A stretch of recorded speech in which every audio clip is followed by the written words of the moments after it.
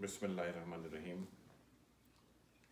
آج میں اپنے ملک کے ایک انتہائی معتبر، انتہائی منفرد اور انتہائی خلاق شاعر کے کلام کے ساتھ حاضر ہوں۔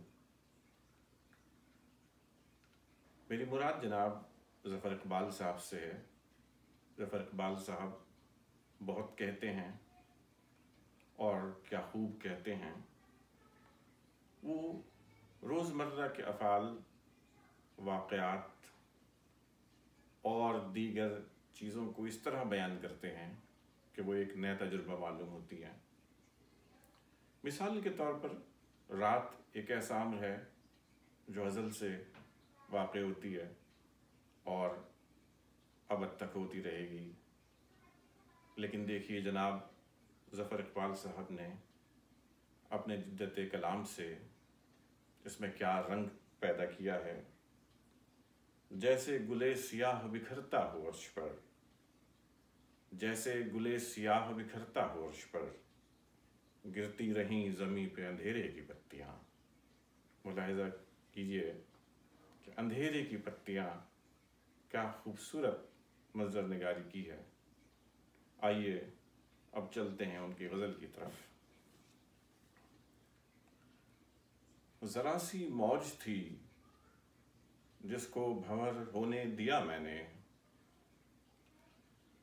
ذرا سی موج تھی جس کو بھنور ہونے دیا میں نے، بہت کچھ یوں ہی دوران سفر ہونے دیا میں نے۔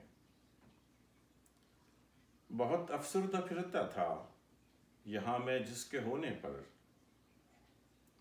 بہت افسردہ پھرتا تھا یہاں میں جس کے ہونے پر، وہی پھر کس لیے بارے دیگر ہونے دیا میں نے۔ عجب یہ داستان شوق تھی اس شوق کے آگے، عجب یہ داستان شوق تھی اس شوق کے آگے، جو کہہ پایا نہ اس کو مختصر ہونے دیا میں نے۔ کوئی آوارگی لکھی ہوئی تھی میری قسمت میں،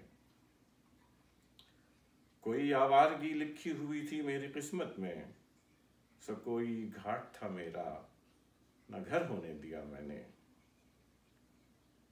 جسے سن کر بھی کوئی گھر کے اندر سے نہیں نکلا، جسے سن کر بھی کوئی گھر کے اندر سے نہیں نکلا، وہ کیا دستک تھی جس کو در بدر ہونے دیا میں نے۔ اسی رفتار سے سارا اثر زائل بھی ہونا تھا جو اس پر اتنی تیزی سے اثر ہونے دیا میں نے۔ وہ جس کی جستجو میں ایک دنیا چھان ماری تھی، نظر آیا تو پھر صرف نظر ہونے دیا میں نے۔ اور ملاحظہ فرمائیے کہ مقطع میں کیا کمال بات پیدا کی ہے۔ محبت سر بسر نقصان تھا میرا ظفر اب کے، محبت سر بسر نقصان تھا میرا ظفر اب کے، میں اس سے بچ بھی سکتا تھا مگر ہونے دیا میں نے۔ بہت شکریہ۔